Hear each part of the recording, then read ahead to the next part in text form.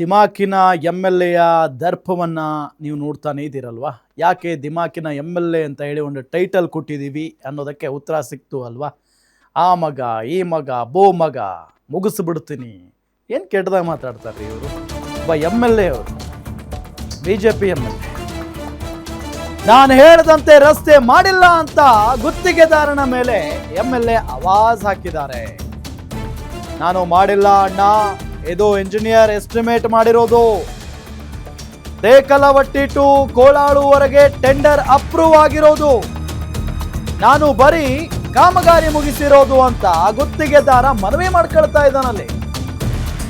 ಗುತ್ತಿಗೆದಾರ ಪರಿಪರಿಯಾಗಿ ಬೇಡಿಕೊಂಡ್ರು ಕೂಡ ದಿಮಾಕು ತೋರಿಸ್ತಿದ್ದಾರೆ ಚಂದ್ರಪ್ಪ. ಯಾವನು ಓ ಮಗ ದುಡ್ಡು ತಂದಿರೋದಲ್ಲ. ಹೆಂಗ್ ಮಾತಾಡ್ತಾರೆ? ಯಾರೋ ದುಡ್ಡು ತಂದಿಲ್ಲಪ್ಪ, ನಾನು ತಂದಿದ್ದೀನಿ. ನಾರ್ಮಲ್ ಆಗಿ ಹೇಳೋದಕ್ಕೂ ಕೆಟ್ಟ ಬೈದು ಹೇಳೋದಕ್ಕೂ ಎಷ್ಟು ವ್ಯತ್ಯಾಸ ಇರುತ್ತೆ. ಯಾವನೋ ಬೋ ಮಗ ದುಡ್ಡು ತಂದಿರೋದಲ್ಲ, ನಾನು ಸರ್ಕಾರದ ಕೈಕಾಲು ಹಿಡಿದು ತಂದಿರೋದು. ಹೌದು, ನೀವು ತಂದಿದ್ದೀರಾ, ಅದ್ರ ಬಗ್ಗೆ ರೆಸ್ಪೆಕ್ಟ್ ಇದೆ. ಬಟ್ ಹೇಳೋದು ಹೆಂಗಿದೆ, ನಿಮ್ಮ ಪದಗಳು ಹೆಂಗಿದಾವೆ? ನೀವು ಶಾಸಕರು ಕೆಟ್ಟದಾಗ ಮಾತಾಡಿದ್ರೆ ಯಾರು ಮರ್ಯಾದೆ ಕೊಡಲ್ಲ. ನೀನೇನಾದ್ರೂ ಬಿಲ್ ಕ್ಲಿಯರ್ ಮಾಡಿದ್ರೆ ನಿಂಗೆ ಐತೆ, ಮುಗಿಸ್ಬಿಡ್ತೀನಿ, ಪೇಮೆಂಟ್ ಮಾಡಿದ್ರೆ ನಿನ್ನ ಕತೆ ಮುಗಿಸ್ಬಿಡ್ತೀನಿ ಅಂತ AEಗೆ ಆವಾಜ್ ಹಾಕ್ತಾರೆ ಇವರು.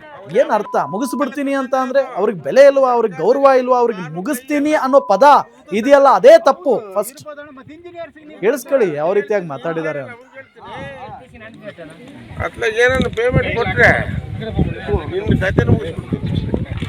ನಾಳೆನೇ ಕೋರ್ಟ್ಗೆ ಹೋಗ್ತೀನಿ ನಿನ್ ಮೇಲೆ.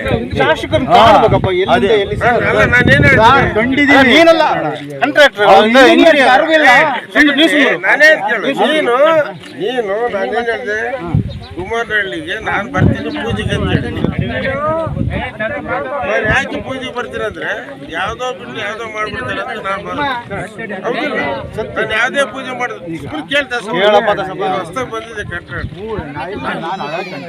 ನೀನು ಬೇರೆ ಕಳೆ ಕಂಟ್ರಾಕ್ಟ್, ನನ್ನ ಏರಿಯಾಕ್ಕೆ ನೀನು ಹೊಸ. ನಾನು ಹೇಳ ಸುಮ್ಮನೆ ವಾದ ಮಾಡ್ಬಿಡ್.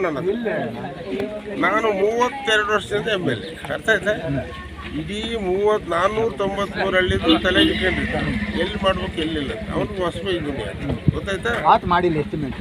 ನಾನು ಹೇಳದ್ ಕೇಳಿ, ಅವನನ್ನ ಮಾಡಿ. ಡಬ್ಬಲ್ಲಿ ಕಾಂತರಾಜ್ ಇದಾರಲ್ಲ ಸಾಹೇಬ್ರು ಹೇಳ್ತಾರೆ, ಹೋಗಿ ಅಲ್ಲಿ